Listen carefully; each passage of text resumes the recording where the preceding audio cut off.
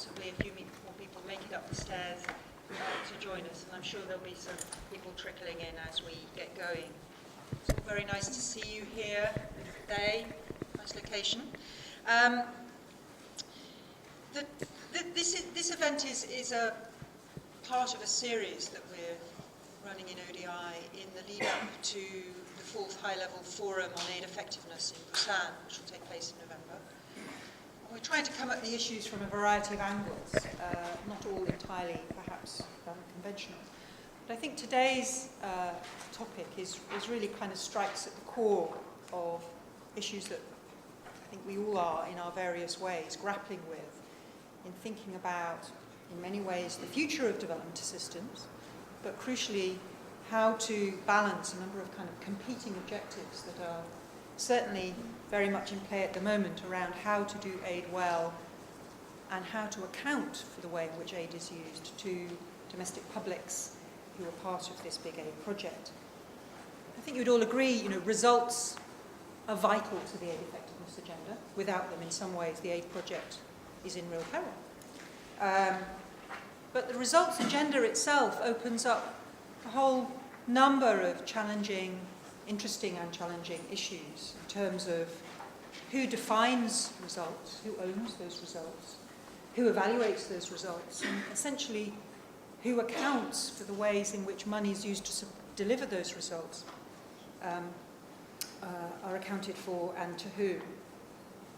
And it's no question that I think in financially stressed environments, of which we're certainly in one at the moment, there is a growing need to draw a very clear line of sight between results achieved and accountability to taxpayers in aid-giving countries.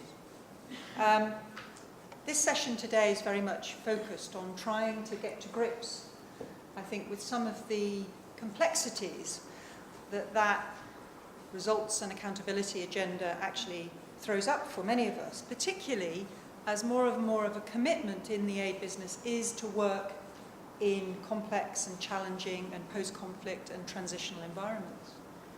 And I think we have here a fantastic panel of speakers to help us sort of navigate some of the issues around making the results and accountability agenda add up. Before I introduce the panel, I would say that this session is being filmed, so we are on camera. And because we couldn't live stream it from here, which we do with all of our ODI public events, we are actually capturing it on video and then we'll upload it onto our website later. So, as with the vast majority of our ODI events, this is on the record. To help us navigate some of these issues, as I said, we have a terrific panel. 4 speakers who I think will bring very sort of special and unique insight into potential tensions, but also potential ways forward in reconciling the need to demonstrate results in order to underpin the aid project. Let's be clear about that. But also in increasingly challenging contexts where accountabilities can often be various, diverse, and in some places challenging to put in place. On my far right, Sarah Cliff, Special Representative and Director of the World Development Report 2011 on conflict, security and development. For those of you who haven't seen it, there are copies of the overview of the World Development Report out there outside. I would really urge you to take a look. It is a remarkable piece of work, I think, not least because this is a staff report in the World Bank, but also because it really touches on some fantastically tricky topics, which I think many of us are engaged with, and gives us real insight in how to think about them as well as how to think about practice going forward. On my immediate right, Sue Unsworth. Sue is a principal with the policy practice and also an ODI board member, and was for a long time a senior manager within DFID and including chief governance advisor.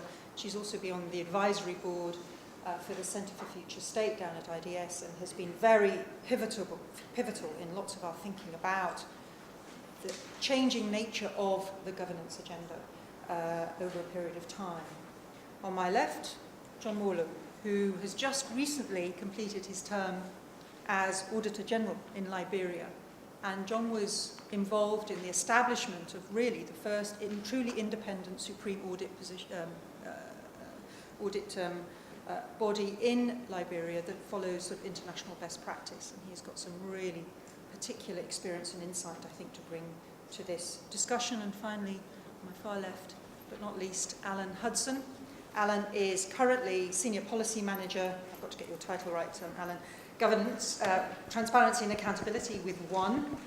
He was formerly with DFID, working on governance issues with a particular interest in transparency and accountability, and was also formerly at ODI for a time. Welcome to all of you. We're going to ask each speaker to speak for about 10 minutes only, so there's enough opportunity for us to have a discussion. Sarah, would you like